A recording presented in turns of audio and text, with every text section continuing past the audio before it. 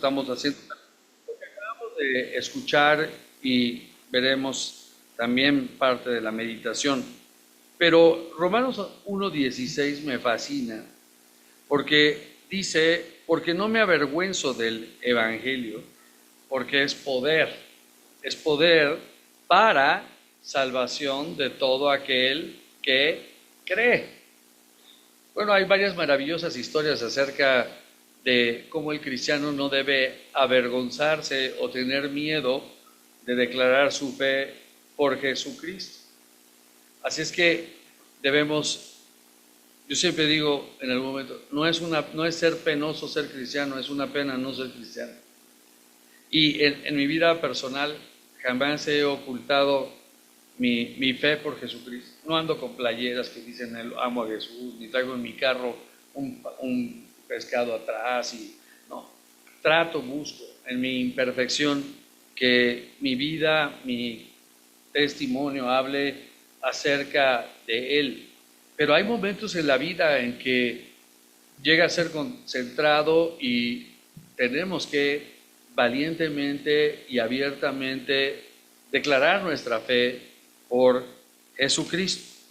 En mi clase de las 11 de la mañana estábamos tocando el tema como en nuestro grupo de los jueves, el Señor nos ha bendecido muchísimo, ya somos a veces hasta 17, pero, y comento esto como testimonio de todo lo que estamos viendo también aquí en la iglesia, llegan, todos los que llegan, o las que llegan, dicen, lo primero que dicen es, vengo, pero lo que no quiero es cambiar de religión. No, sientan.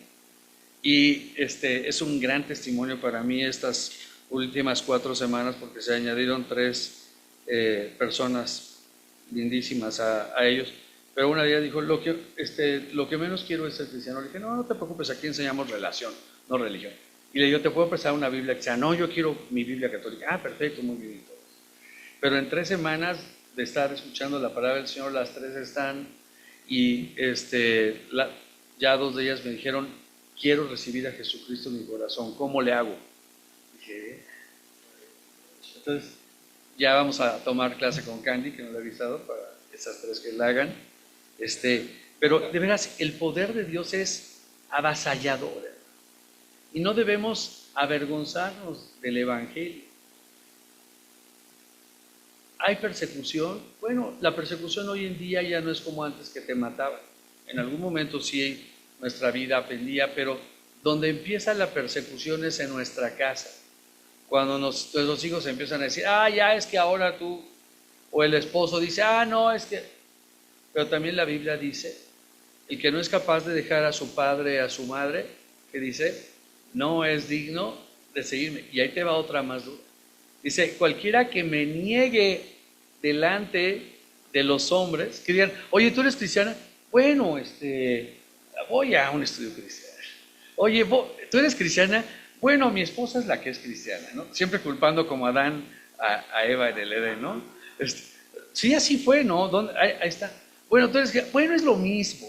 No, no es lo mismo tener a Cristo Jesús en tu vida como Señor y Salvador que ser una religión. Y busqué una interesante definición acerca de la diferencia de nacer en un hogar con cultura cristiana, y voy a llamar aquí en forma amplia, cuidando mis palabras, una cultura romana, protestante o católica, protestante, donde hay muchos valores ético-morales muy parecidos.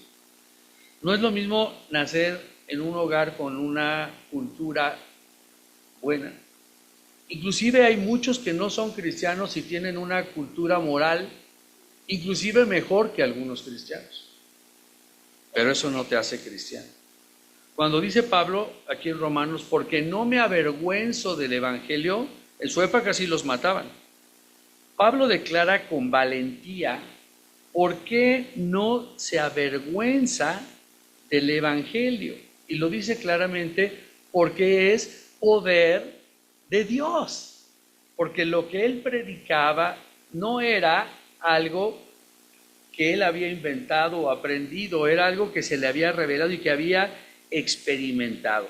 Ahora, voy a terminar este breve momento diciendo cuál es la diferencia entre una religión y una relación. Fíjate, ¿por qué el Evangelio de Jesús no es una religión? El Evangelio en su sentido primero no es una doctrina religiosa. El Evangelio de Jesús significa una buena noticia. Dios ama al hombre y quiere relacionarse con él. Es una noticia que no es enseñada, es comunicada. Y es comunicada a través de nuestras vidas, de nuestro testimonio, de estar en el mundo y no ser del mundo. Y la diferencia entre Jesús y la religión es que el objetivo de una religión es obtener de Dios cosas como salud, riqueza, conocimiento, poder y control. Ese es el objetivo que alguien busca en una religión, fíjate. Busca obtener cosas como salud. Ay, es que yo quiero salud. Riqueza, bueno, cada quien en su nivel. Conocimiento, poder y control. El objetivo de las buenas nuevas de Jesús de ser cristiano es salvación, vida eterna en Cristo Jesús y una vida en abundancia, y cumplir con esa gran misión de ir a comunicarle a otros que Él es Señor. Si tú tienes cáncer y el Señor te da y encuentras un doctor que te cura, ¿qué es lo primero que harías con las personas que más amas? Ir y que están enfermas. Lo llevarías de inmediato, lo levantarías, le pagarías la consulta, lo cargarías y lo llevarías, como el paralítico que fue llevado por sus amigos. No te lo callarías y lo harías. Y más adelante voy a explicar nuestro proyecto para el año que viene. Yo quiero decirles que yo nací en una familia cuarta generación profundamente religiosa en doctrina cristiana. Mi padre un ministro, todos nacieron en una cuna con cultura y vida cristiana. Aprendí a leer a través de hermosas historias bíblicas de la Biblia con mi abuela. Y toda mi vida, hasta los 18 años, sabía, escuchaba que Dios me amaba y quería relacionarse conmigo. Pero llegó un momento en que dije, pero nunca lo he experimentado en mi vida. Clamé a Dios, encontré en la Escritura que Él me amaba y quería relacionarse conmigo, pero que había un problema. Y entonces yo me pregunté, pero yo sí enfermé por todo. Yo les puedo decir, no por jactancia, que hasta toda mi juventud nunca fumé, nunca agarré algo incorrecto, nunca me fui con una mujer a la cama, nada. Pero no era suficiente. No me daba ni el gozo ni la paz que decía lo que la Biblia decía. Y lo más importante, a pesar de haber nacido en una cultura cristiana, no tenía ni amor, ni gozo, ni paz real, y no tenía sobre todo un propósito y una misión en la vida. Y cuando leí en la Escritura, cuando el apóstol Pablo decía, porque para mí ahora el vivir es Cristo y el morir es ganancia. Por eso a mí no me da pena decir que soy cristiano. Es un orgullo pertenecer a la familia de la iglesia. Sigamos con la carta del apóstol que estamos terminando, y yo después de esto voy a decir en qué va a consistir el siguiente cuatrimestre y te va a encantar. Confrontador, sí. Demoledor, sí. Pero la iglesia se va a cernear. ¿Sabes lo que es cernear? No creo que nadie haya sido albañil o estado en obra, pero yo sí también una vez peleado. Hay una red y la arena la avientas y la más finita cae de este lado y la otra se queda acá. No vamos a hacer la iglesia, pero va a ayudarnos a tener una convicción firme. Y pronto vamos a tener ya nuestros domingos de bautismos. En nuestro grupo del Valle Escondido tenemos ya listos, y también en jóvenes, y hemos esperado que se dé el tiempo para la cosecha para eso. Y va a ser un domingo de gran bendición, declararle al mundo, los que quieran, que Jesús es mi Señor. Amén.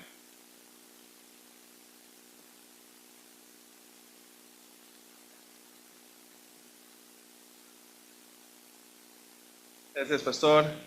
Hermanos, Dios les bendiga. Continuamos con nuestra reflexión en la carta de Santiago. Ya casi terminamos.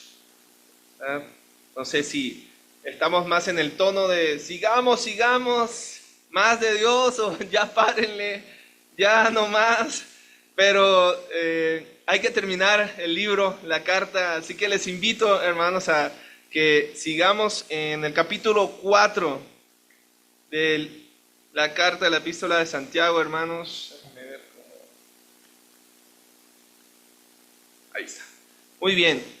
Estamos ya avanzados, caminando hacia la madurez espiritual, y veíamos la semana pasada el inicio del capítulo 4. Ahí Santiago nos daba una advertencia contra la mundanalidad, vivir de acuerdo con las corrientes y valores de este mundo que no buscan a Dios, las personas. Nos decía, aléjense del mundo, de la amistad con el mundo, y acérquense a Dios para que Él se acerque a ustedes. Pero ahora en esta sección, hermanos, los versículos 11 a 17 que vamos a examinar esta mañana, dirige la atención a los pecados más dañinos y frecuentes que existen en las relaciones humanas y que se dan dentro de la congregación. Parecieran en algunos momentos invisibles, parecieran permisibles, pero no están en la voluntad de Dios. Tiene que ver con la calumnia, tiene que ver con la infamia y la soberbia. Son actitudes que no solo hieren a otros, sino que también reflejan un corazón lejos de la voluntad de Dios. Así que les invito, vamos a leer juntos estos versículos 11 al 17. Lo vamos a leer a una sola voz. Si gusta ponerte en pie, hermano, si puedes acompañarme. Leemos juntos esta porción de la palabra y dice así: hermanos, no murmuréis los unos de los otros. El que murmura del hermano y juzga a su hermano, murmura de la ley y juzga a la ley. Pero si tú juzgas a la ley, no eres hacedor de la ley, sino juez. Un solo es el dador de la ley, que puede salvar y perder. Pero tú, ¿quién eres para que juzgues a otro? Vamos ahora, los que decís, hoy y mañana iremos a tal ciudad y estaremos allá un año y traficaremos y ganaremos, cuando no sabéis lo que será mañana. Porque, ¿qué es vuestra vida? Ciertamente es neblina que se aparece por un poco de tiempo y luego se desvanece.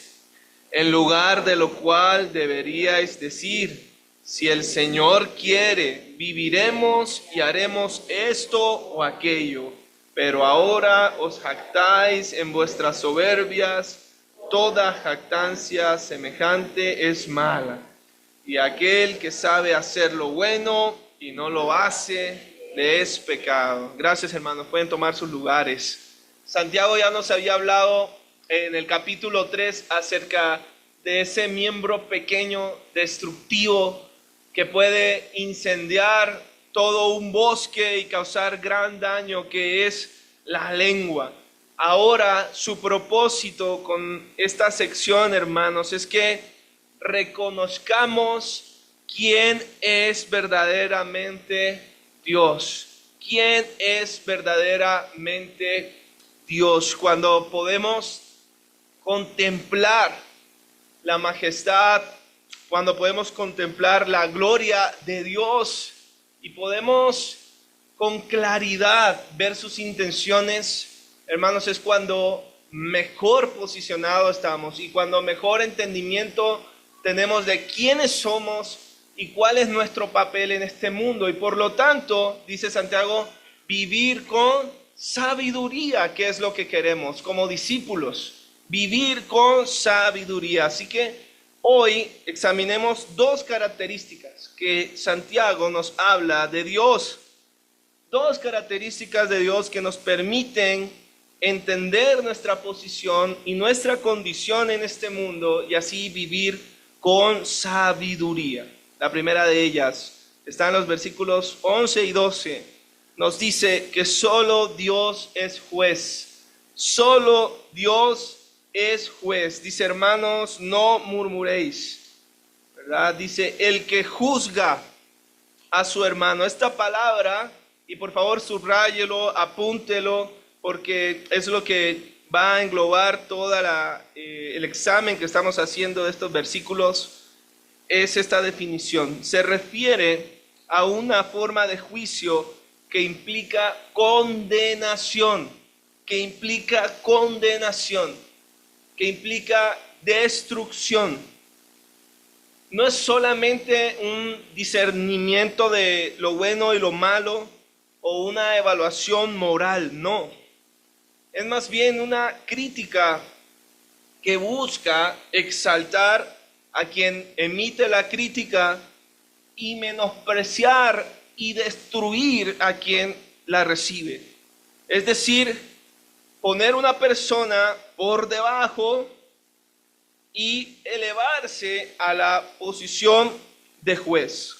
En esencia, lo que significa esta palabra del que juzga a su hermano es el que usurpa el lugar de Dios.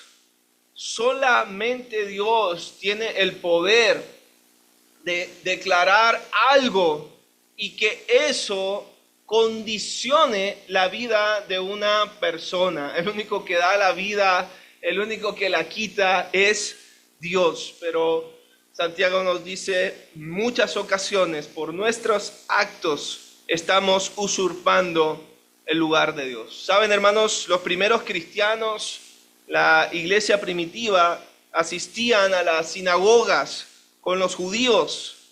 Y esa situación generaba fricciones debido a que habían distintas interpretaciones de la ley, de las enseñanzas de Jesús.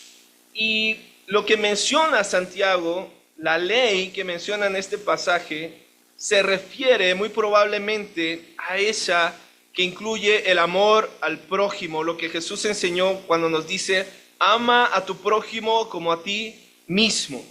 Así que cuando dice, juzgas a tu hermano, lo que en realidad estás haciendo no es solo condenándolo a él, sino que estás criticando la ley de Dios.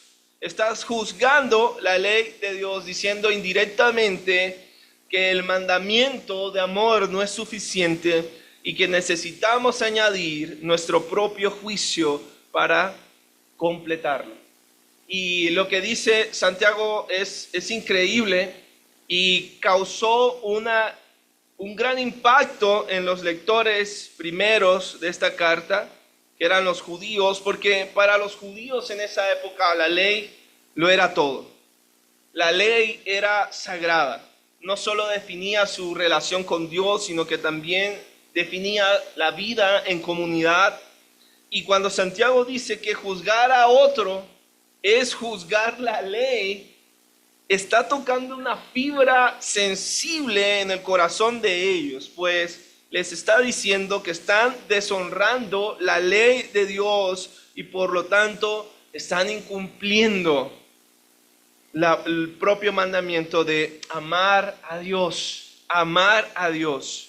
Santiago enseña que la ley no solo regula nuestras acciones, sino que también nuestras actitudes y pensamiento. Así que la murmuración y juicio rompe la relación con nuestro prójimo, pero principalmente es un pecado contra Dios y rompe nuestra relación con Dios, porque ya la criatura que recibe y que obedece no quiere tomar esa posición, sino que quiere ser la que manda, la que instruye. Tomamos el lugar y en vez de obediencia y humildad tenemos rebelión. En 1 Corintios 3:4 el apóstol reprende a esta iglesia grandemente porque siempre tenían rivalidades, siempre tenían divisiones, una señal de inmadurez espiritual. Y Pablo habla de las divisiones de la iglesia como un obstáculo para el crecimiento y para la unidad del cuerpo de Cristo. Porque cuando juzgamos a los demás, estamos asumiendo una posición que solo le pertenece a Dios. Una posición que nadie más puede ocupar, pero que tristemente el ser humano quiso ocupar. Allá en Génesis, cuando deseó ser igual a Dios y no se conformó, Santiago advierte que este mismo deseo está presente cuando como cristianos juzgamos a nuestros hermanos. Pero quédense con la definición en mente que les di al inicio. ¿Qué es juzgar? ¿Qué es juzgar? Y aquí cabe una aclaración, porque algunos toman este pasaje bíblico para excusarse y para decir, bueno, esto quiere decir que en la iglesia donde yo voy, en la congregación, nadie puede decirme nada por mi vida, nadie puede meterse conmigo, está claro, nadie puede juzgar a su hermano porque está juzgando la ley de Dios. Y permítanme decirles, hermanos, y aclarar que esta posición no es correcta. Esto no es lo que está enseñando Santiago, porque hay mandamientos muy claros, por ejemplo, para los pastores, que están llamados a hacer lo siguiente. En 2 Timoteo 4:2, 2 Timoteo 4:2, vemos que un pastor, dice Pablo, debe instar a tiempo y fuera de tiempo, debe redarguir, debe reprender, debe exhortar con toda paciencia y doctrina. Ahí está. Entonces, son varias actividades, tareas a la cual el pastor está obligado, si es llamado por Dios, a hacer en la congregación. Así que aquel que sea reprendido por su pastor, aquel que sea exhortado, aquel que sea redarguido, y esta palabra es muy fuerte, porque no la va a encontrar en muchos lugares en la Biblia, sino la va a encontrar también cuando se habla de la palabra de Dios, cuando dice que es útil para enseñar, instruir en justicia, y dice es útil para redarguir. Así que es una función de la palabra de Dios. Esa es una función que viene directo de la palabra de Dios. Pero muchos dicen, pero nadie me puede juzgar, ¿ok? No estamos hablando de eso. Cuando un pastor cumple con su tarea y llamado, no está juzgando. Dice 1 Timoteo 5:20, ya no es segunda, ya es 1 Timoteo 5:20, nos dice: a los que continúan en pecado, repréndelos en presencia de todos, para que los demás tengan temor de pecar. Nadie dice amén a eso, ¿verdad? A los que continúan pecando, repréndelos, hermanos. Así que esta es una invitación para comprender que el juicio y la condenación de la cual está hablando Santiago no tienen nada que ver con la tarea de exhortación, de restauración que la iglesia hace a través de sus pastores, hermanos. Esto es así porque el papel de la iglesia es el de disciplinar a los hijos de Dios. Y cuando hablamos de disciplina, no hablamos de un castigo. Disciplina viene de discípulo, viene de discipular. Es una instrucción y enseñanza con propósito de crecimiento y edificación. Así que cuando Dios y la iglesia disciplina a los hijos de Dios, lo que está haciendo es reconocer que Dios es un Padre bueno, que quiere que sus hijos crezcan. Dice Hebreos capítulo 12, versículo 6, porque el Señor disciplina al que ama y azota a todo al que recibe como hijo. Disciplina al que ama y azota a todo el que recibe como hijo. Y nadie dijo amén tampoco, para hacerlos madurar y para santificarlos. Hermanos, así que comprendemos el trabajo que Dios hace entre nosotros. Sin embargo, la iglesia está llamada a hacer esto. Cuando usted reciba la exhortación, la orientación, la reprensión de parte de su pastor, por favor, recíbalo con amor, recíbalo con saber de que Dios lo ama como un hijo. Pero cuando un pastor o cualquier otro hermano, a través de las acciones, busca condenar o destruir a otro hermano en la congregación, sin el mínimo interés de perdón, sin el mínimo interés de edificación y restauración, está cometiendo el peor pecado, porque está yendo en contra de la ley de Dios, está yendo en contra de Dios. El Salmo 7:11 nos dice que Dios es un juez justo y Dios está airado contra el impío todos los días. Así que Él es el único que puede emitir un juicio condenatorio, hermanos, un juicio evaluativo de nuestras vidas. Así que, ¿cuál es nuestro papel entonces? Como cristianos, ¿qué podemos hacer entonces, hermanos? Primero, someternos a Dios. Someternos a Dios, vivir en sujeción a Dios. Y en segundo lugar, amar a nuestro prójimo. Y cuando tú amas al prójimo, cuando tú amas a tu hermano, no le pasas por alto todo pecado y le dices, no pasa nada, tranquilo, conmigo está guardadito, aquí no pasa nada, hermanos. Cuando tú haces eso, tú sabes que tu hermano no puede estar caminando hacia el precipicio y tú empujándolo y alentándolo, hermano, sino que le dices, camina conmigo, esa no es la dirección, ven conmigo, hermano, porque cuando a mí me hace falta también, cuando yo necesite el apoyo, te quiero aquí conmigo. Así que Dios es el único juez. Cuando aprendemos esto, hermano, nuestras relaciones comienzan a cambiar.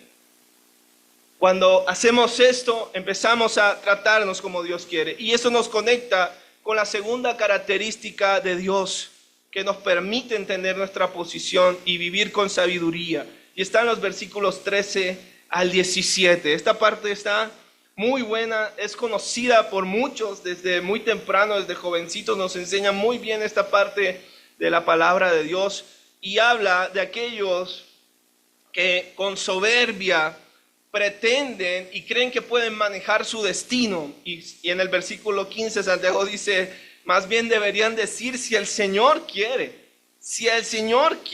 pero ahora dice, os jactáis en vuestras soberbias. Hermano, ¿conoce usted a una persona soberbia? ¿Ha estado usted al frente de una persona que dice, uy, ha estado así, hermano, que cuando habla usted dice, wow, no sabemos qué le va a pasar, pero mira cómo habla? ¿Ha estado usted al frente de alguien así? Yo sí, cuando me miro al espejo, hermanos. Ahí estoy, ahí está.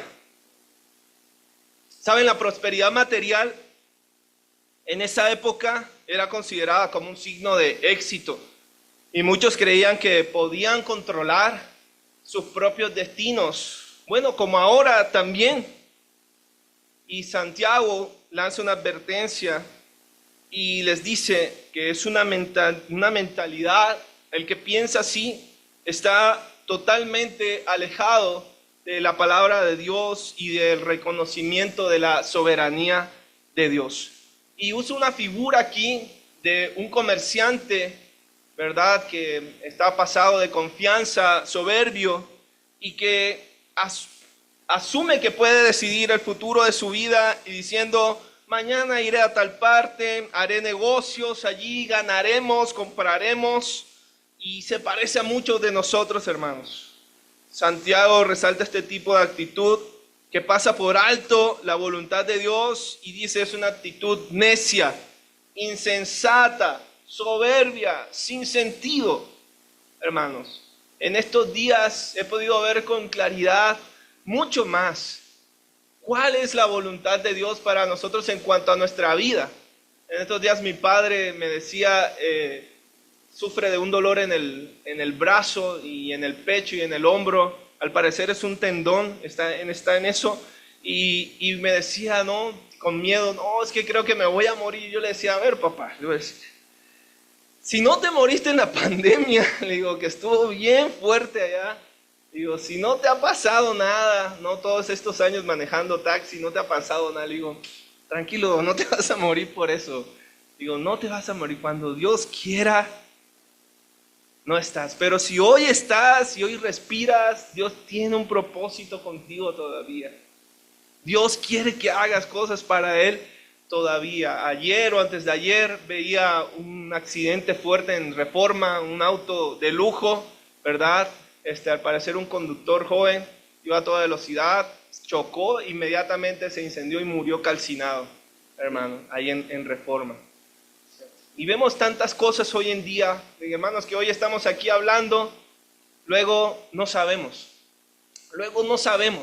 Así que el proyectar sin tener en cuenta a Dios y decir, bueno, ¿cómo voy a cuidar mis tesoros? ¿Cómo voy a cuidar lo que he hecho? Sin darte cuenta de que nomás te falla un cablecito aquí. Un cablecito se te cruza, hermano, y ya no puedes pensar, ya no puedes decidir, ya no puedes hacer. Hermano, la vida es como un vapor de neblina, dice Santiago. Aparece, la puedes ver, pero luego ya no está. Por eso debemos recordar que el control para todo plan es de Dios. Muchos de nosotros hemos caído en el error de planificar tantas cosas, hermanos. Yo sé que algunos de nosotros ya tenemos todo, ¿no? Como yo, que ya sé hasta qué color quiero la casa, pero bueno, ni el ladrillo tengo. Pero muchos de nosotros ya tenemos, ¿no? Los jóvenes ya saben la persona correcta, dice cuántos hijos quiero tener, si quiero no, en qué trabajo voy a tener, ya tienen todo, ¿no? Y algunos jóvenes que están fuertes, ¿verdad? Y que tienen el mundo por delante, dicen la frase, ya me la sé, ¿no? Yo, si no me digas nada, ¿no? Le dicen, no me digas nada, ya yo sé, yo puedo solo, ¿ok?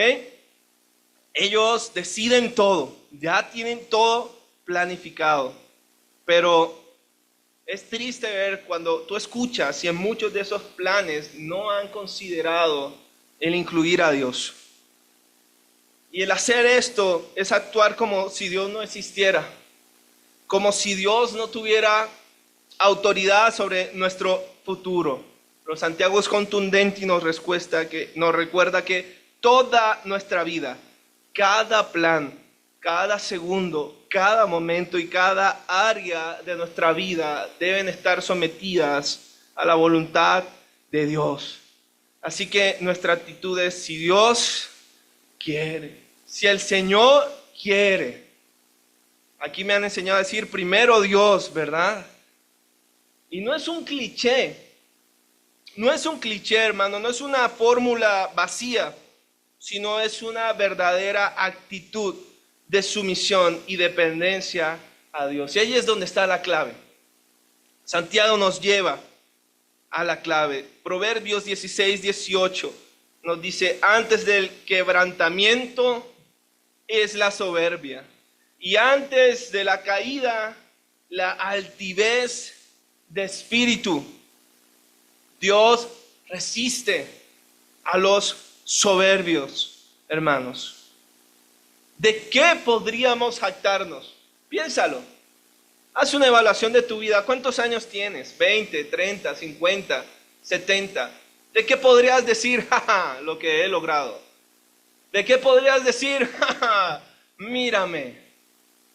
¿De qué podríamos realmente presentarnos delante de Dios y decir, enorgullécete. ¿Qué podíamos?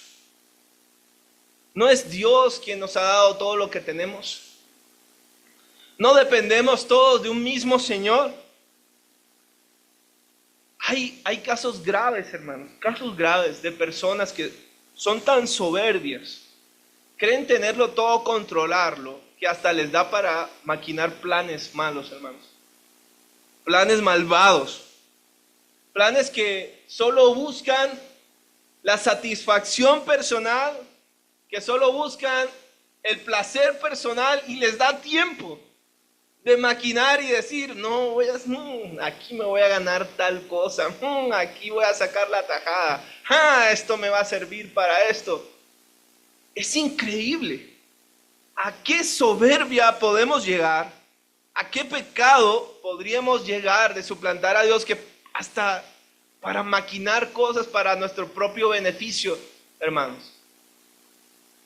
Y no estamos pensando qué tipo de instrumentos somos en manos de Dios, si somos útiles, qué tan productivos estamos siendo en la obra del Señor, qué estamos aportando para los intereses de Dios, qué estamos invirtiendo, qué le estamos devolviendo a Dios de lo que es suyo en nuestras vidas.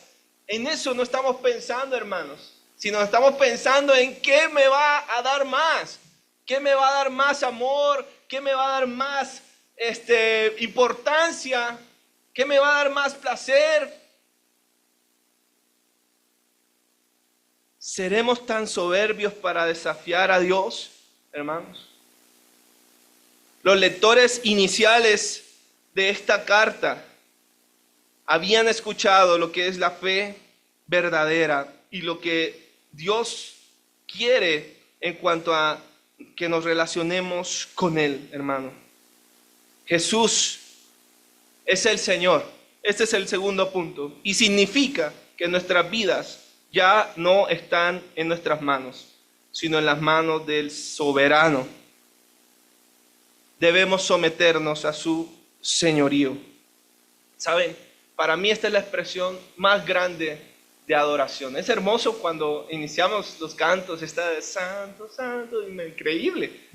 Cantamos y nos transportamos casi a la presencia de Dios y decimos, te adoramos, Señor, tú eres digno, a ti sea la gloria. Y sí, la alabanza, el canto hace parte de la adoración porque reconoce a Dios por quién es Él y por lo que hace, hermanos. Pero, ¿saben algo? La verdadera adoración implica mucho más allá. La verdadera adoración comienza inclusive antes de venir aquí, antes de sentarnos y esperar que inicie el primer himno.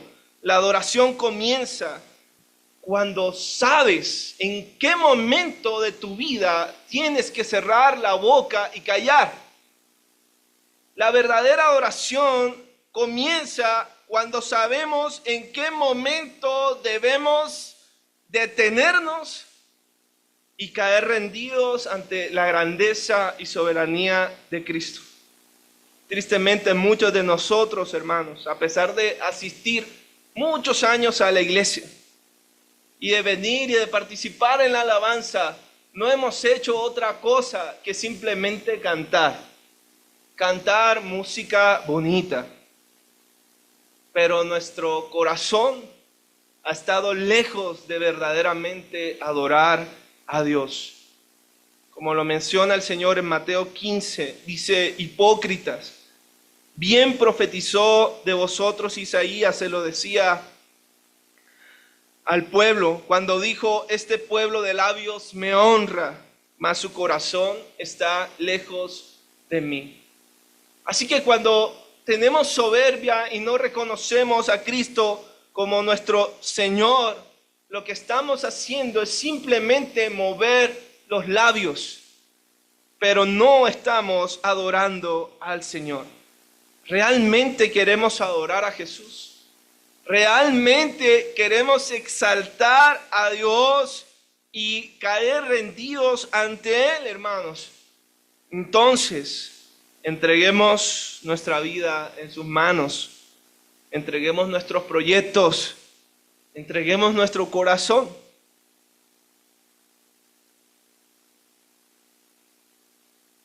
Porque cuando lo hagamos, va a llegar un punto en el que Él te va a mostrar y te va a decir, ok, quiero que te quedes con esto, pero esto lo sacas de tu vida. Y te va a decir, muy bien, esto aporta, pero esto lo dejas ahorita. Y ese es el punto crítico de la adoración. Muchos no llegamos a ese punto y solo cantamos porque nos duele dejar aquello que Dios nos está pidiendo que dejemos. Nos duele entregar aquello que tenemos controlado. ¿A quién le gusta entregar el control? Ni de la tele, ¿verdad? ¿A quién le gusta entregar el control? Es la verdadera esencia de la adoración. Y si estuvieras hoy delante de Dios como estamos, porque estamos en la presencia de Dios, y Él te dijera hoy, pero déjame esto. ¿Quieres cantar? Adelante. Ese canto estaba hermoso, adelante, cántamelo, dice Dios. Como dice el pastor, nos presentamos delante de Dios. Sí, pero eso es suciedad, no lo quiero en tu vida. Pero eso te aparta de mí, no lo quiero en tu vida. ¿Estamos dispuestos a llegar a ese punto de la adoración? ¿Estamos dispuestos a venir con manos limpias delante de Dios?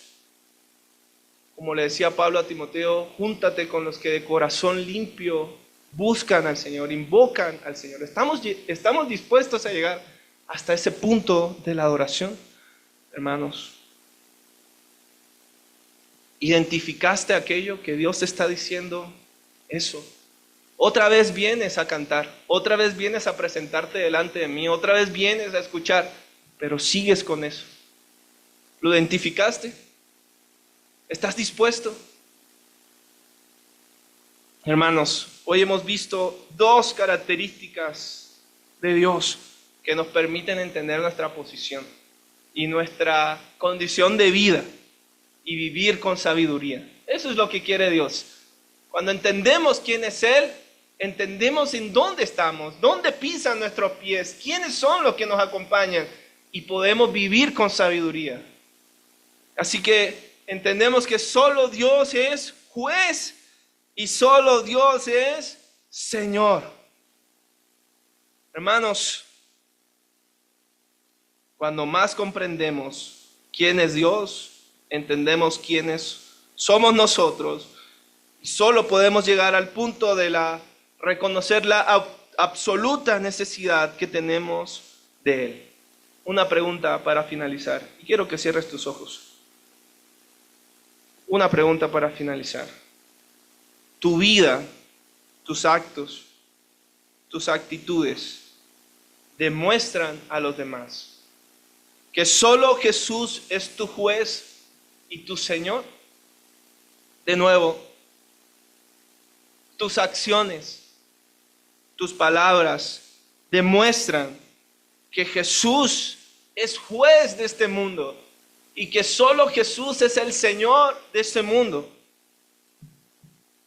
Hermanos, si no es así, si todavía el control lo tenemos nosotros, es momento de rendir nuestra vida al Señor. Oremos a Él. Padre, gracias, Señor. Gracias por tu palabra. Entendemos que tú eres un Padre amoroso, que tú quieres, Señor, que dependamos de ti, que vivamos como hijos amados, no como hijos malcriados, como hijos desobedientes, hijos soberbios, sino como hijos amados. Y hoy declaramos nuestra absoluta dependencia de ti, Señor. Ayúdanos a vivir como tú mandas y ayúdanos, Señor, a que tu señorío sea una expresión real en nuestras vidas, Señor, en cada área de nuestras vidas. Hoy yo dejo delante de ti, Señor, aquello que me aleja. Señor, hoy te digo, estoy dispuesto a renunciar a aquello que más me duele, Señor. Aquello que por mucho tiempo de ahí he sacado para mi propia satisfacción y me ha dado cierta seguridad y me ha dado cierto sentimiento de placer. Pero hoy estoy aquí, Señor, reconociendo que eso no es nada delante de ti. y que te necesito a ti. Por lo tanto, estoy dispuesto, Señor, a dejarlo a un lado para que tú seas mi Señor. Aquí estoy, aquí está mi vida, Señor. Recíbela, por favor, y enséñame tu camino. Enséñame a andar contigo. Oramos en Cristo Jesús. Amén.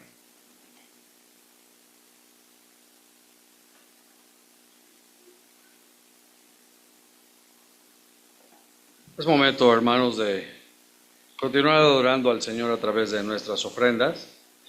Es de mencionar que, como cada domingo lo hago, porque es uno de los cambios disruptivos que más dolieron en la vida del culto en la iglesia, es que, y agradezco a nombre de la iglesia, la fidelidad de muchos hermanos para ofrendar conforme a su corazón. Aprovecho siempre cada momento del culto porque es cuando estamos todos, que nuestras ofrendas todas son manejadas por un ente externo que cumple el presupuesto que establece nuestra comisión de finanzas, y que todo lo que ofrendamos nunca va para materiales, nada de eso, sino efectivamente solamente el sueldo del